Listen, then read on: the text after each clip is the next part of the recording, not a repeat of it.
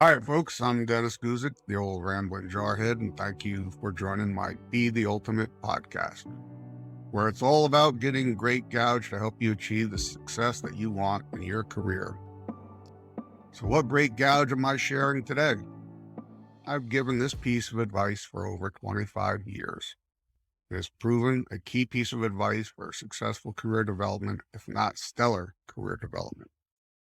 Once I tell you, it'll seem so obvious. Okay, here goes.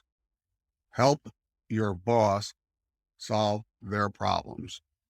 Yes, bosses have problems, and there's many ways you can help. You're not alone in wondering how you can help your boss. It doesn't really come naturally to most people to think of helping to solve their boss's problems, and it may seem to be overstepping or presumptuous. Or you may think that the boss doesn't have any problem. Well, I'm here to tell you that all bosses have problems that they would appreciate and admire someone helping them with. A crucial part of being a standout employee is developing your skill set. To develop the habit of helping your boss solve their problems, realize that their success is your success. You're part of the team. This episode may contain pretty simple advice, but it works. Solve your boss's problems. So let's think about that a bit. One of the best things you can be called at work is a go-to person, in the sense of when there's a tough problem to tackle, you're the person who gets called because you have the skills, attitude, knowledge, and the boss knows you'll put forth the effort to tackle the problem. And one way to become that go-to person is by observing what's going on around you and noticing when there is a problem that needs to be tackled and showing the initiative to take it on, even if you're not asked to do so. A leader is responsible for everything that happens or fails to happen. I've mentioned this before, but in this context, what I mean is that if there is a problem, it is by default your boss's problem. And bosses tend to be very busy people, usually with a lot more on their plate than most people assume. When a problem arises, you can make quite an impression if you're the one who takes it on and solves it. Two of the most common ways to notice a problem that needs to be solved is during meetings with the boss and also during casual conversations.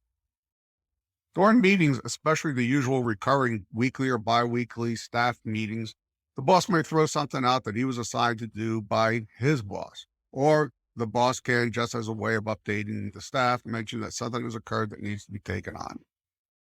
The other way to notice a problem is in the course of a conversation with the boss about something ongoing. They may mention they've not gotten to the problem yet because something new has come up, some new problem has arisen.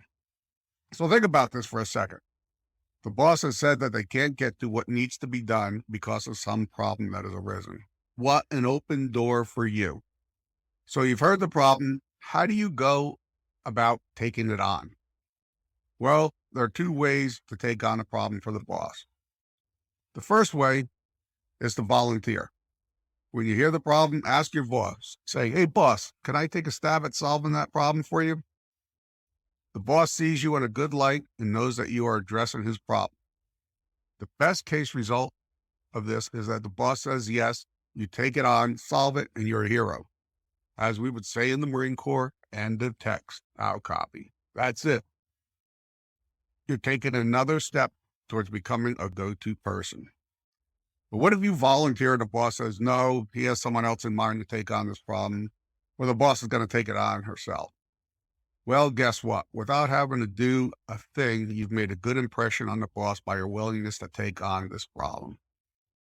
The second way that you can take on your boss's problem is to just do it. Just handle it. Don't ask the boss if you can take it on. Just take it on, solve it, and let the boss know you solved it. It's important to understand that this approach is best for small, kind of pain-in-the-ass problems that don't require authority or resources to solve. Just a little effort on your part.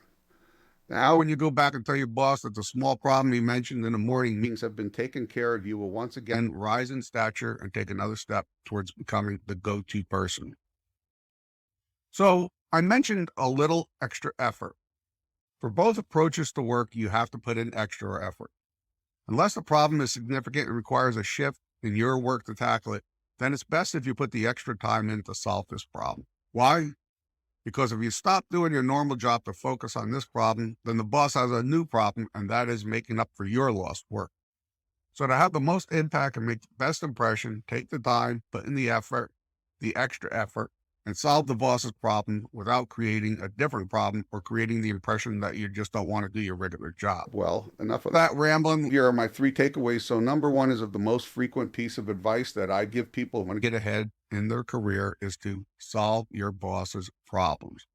It's frequent because it simply works. Number 2, how do you help solve your boss's problems? Well, and putting forth the extra effort above your normal job. Number 3 is if you do this, you will get noticed and appreciated and take one more step towards becoming a go-to person.